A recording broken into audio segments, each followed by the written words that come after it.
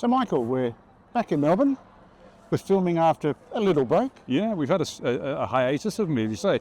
The reason we wanted to make a video today is because you've recently picked up another Fuji camera to add to the collection. Ouch. Yes, this is the XA5. Yeah.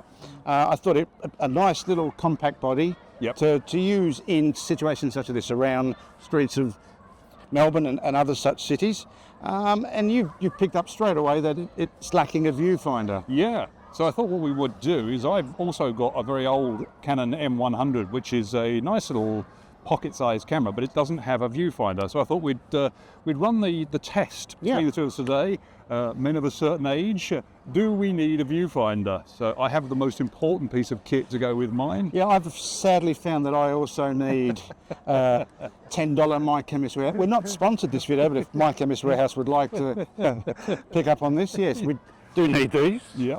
So the idea is we're going to wander around, we're in Fed Square in Melbourne at the moment, but we're going to wander around, just see how we get on not using a viewfinder, because I never shoot, even with my SLRs, DSLRs or mirrorless, I don't shoot like this. I always shoot through the viewfinder. I can never comfortably shoot like that. So let's see today how much we miss having a viewfinder. If our arms are long enough. Yes, well, that's what the glasses are for, I guess. Absolutely, sure. So 5-10 images just to see how we go. Yeah. I'd be interested to see how you go with your new toy as well. Yeah, thank you very much. Look forward to having a bash. Okay. Let's go. Let's crack on.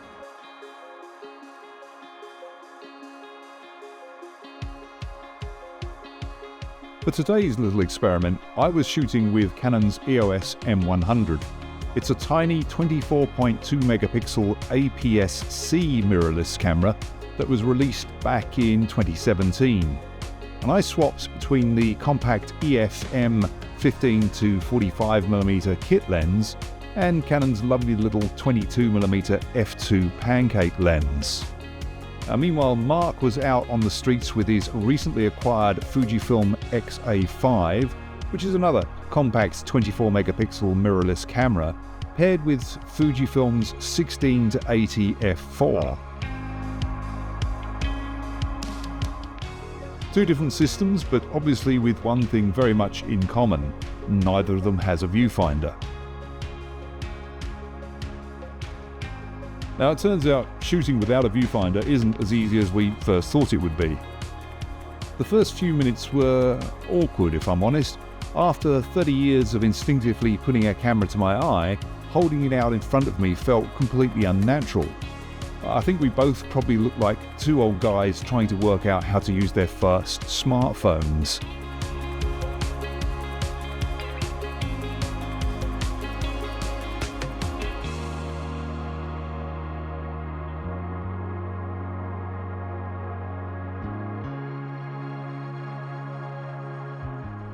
But I think eventually Mark and I both found that we had stopped fighting the cameras and started just photographing with them instead. It turns out that the cameras knew what they were doing all along. It was obviously just the photographers that needed updating.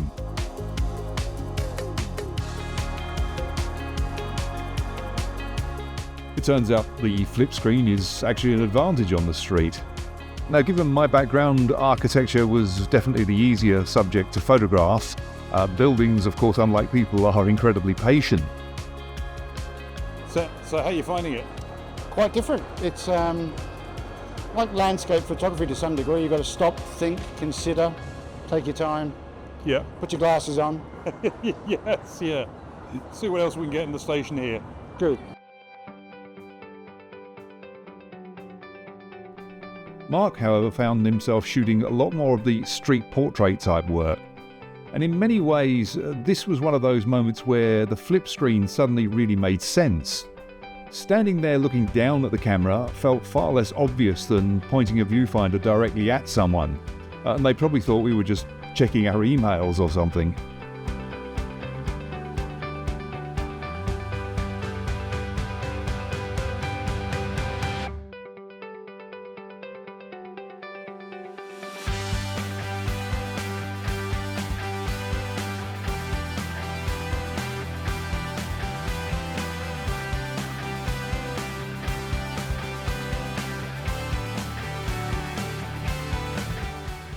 It turns out that 24 megapixels from an 8-year-old camera is still plenty. Now, a lot of the images won't be troubling the judges of any photography competition, but I think it reminded us both that experiments aren't about coming home with a portfolio. They're really just about having fun and learning something. And perhaps more importantly, it turns out photography is still just as much fun when you leave the expensive kit at home.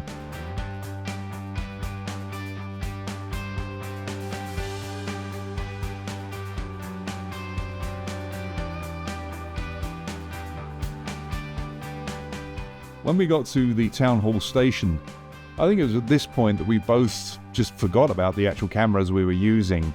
I mean, it's such an impressive space, and we just got on with photographing it. I think in a way that's probably the biggest compliment you can pay these little mirrorless cameras.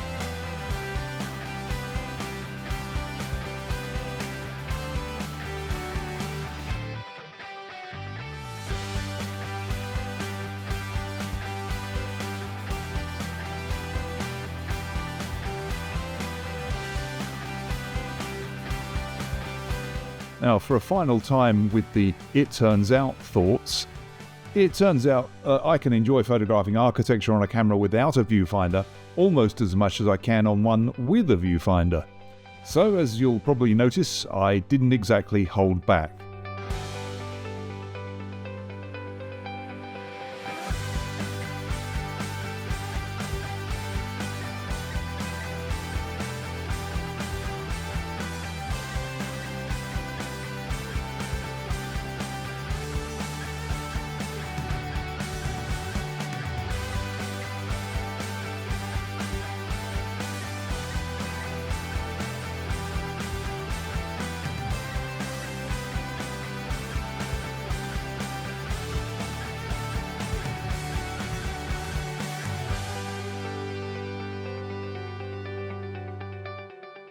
So we're back after last week's expedition into the city. We're now using a camera without a viewfinder test. How did you get on with your Fuji? As a challenge, I loved it. I loved the fact that we were doing something different using a bit of kit that we normally probably wouldn't reach for. Yep. The actual experience was a lot of hard work and made me realise that I'd probably have to spend a bit of time at the opticians because I can't use that without those. I was the same. Yeah, I was the same. Yeah. So I did notice that your arms are slightly longer than mine. Yep. And you were probably getting away with it. But it's difficult for me to see what I'm doing without having goggles on. And when you're doing landscape photography and you're standing around and you're composing, taking your time, that's fine. But when you're doing Candids on the street, yep, you've got to think a bit quicker and act a bit quicker. Yeah. So putting glasses on and off, it's counterproductive, isn't it? In that sense, I do get that. I did find that having the strap on the camera and that formed a brace around and that was about the right distance I could see. Now, I don't have the strap on the camera at the moment because the dog chewed the strap in half, so I need to buy a new one. But the dog got my homework. The dog got my homework, but that worked for me, and then I could see the screen. But anything like this, and no, I would need my glasses. Yeah. But how did it affect your shooting style, though? Other than that, in terms of what I mean is, I know you've explained about landscapes being your sort of standard, but did you expect it to change what you were looking for, or how you reacted to subjects? No, I think in terms of compositions and how I was able to compose, this particular camera was a positive in as much as I like to be discreet. I'm not one that goes into the street and gets into people's faces. So to be able to sort of look down and make people think you're not actually looking directly at them, that camera was great. Yeah, I did find the same, actually. It did appear to be like an old twin lens reflex style of shooting. You're looking down and shooting. So yeah, I did find that. I have to say, bearing in mind I've had this camera for quite a few years now, that this is the Canon, what is it, M100. I've had it quite a few years. I've never really appreciated actually just how good the image quality is. It's better than I remembered. Yeah. But in the past, I was just using it in, restaurants and things like that, just taking sort of snaps at night. And obviously, you're not getting the best out of the sensor when you're pushing a small sensor in an older camera to a high ISO. Yeah. Now I wouldn't be so worried because obviously you've got things like Topaz and DxO, and which will clean up the noise for you. But no, working on the street with it, I found the image quality to be really, really good. Yes, even this camera, I don't think Fuji make bad cameras. This camera's about 10 years old. The raw files coming out of it that we've looked at are great. So Yeah. very, very pleased with the quality. The only thing I would say about Mr. Fuji is that their cameras are obviously designed by somebody with matchstick thumbs, because all of their controls are within half an inch of each other. Yeah. So you do find you're resetting when you're shooting manual about 700 different settings at the one time, which is a real negative for me and for anyone, I would expect. But yeah. But apart from that, I enjoyed the challenge. Yeah. Not sure it becomes my frontline camera. No. I mean, I think that's the thing, isn't it? It's not going to be something that's going to replace my R series cameras or my 5D Mark III or 5DSR. But, you can't deny, look at the size of that, particularly if I put the smaller lens on, the 22mm. It is a sort of a pocketable camera, isn't it? Into a sort of hoodie or something. So it is a nice little handy camera in that sense. And like I said, I was impressed with the image quality. I mean, we went to the new Town Hall station. Great architecture. And I think I got some really nice shots there. I will, of course, have to go back with the 17mm tilt shift, but I was very happy with what I managed to pull out of this. So, yeah, it's good. It was a lot of fun, but it does, it makes you realise you're getting a little bit older when you can't see the actual viewfinder. Yeah. But you're happy with the files? The files were brilliant, and some of the shots I'm very, very happy with. Right, definitely. So as a day out experience, it was wonderful. Yep. Very limiting. And makes you also appreciate the modern kit too, the way that ergonomically the R6 to the XH2, how that they've been developed over the years since this particular camera has come out. So what was your sort of rationale behind buying that? Because that's a recent purchase for you, isn't it? What was your thinking behind this particular camera? I think exactly for a day like the one that we had out, just to have a different type of shooting experience. I know it's not a camera that I'm going to be using all the time. I felt from a compact size, it'd be one that, as they say in the classics, it's one you could slip into a jacket pocket without it weighing down like a Canon 5D Mark IV or an SR, etc. So there's a compact factor to it, and I like the fact that you can shoot discreet with the fold-out screen. But there are limitations to it as well. Plus, of course, it's a backup to your other Fujis. So that's right. Yeah, excellent.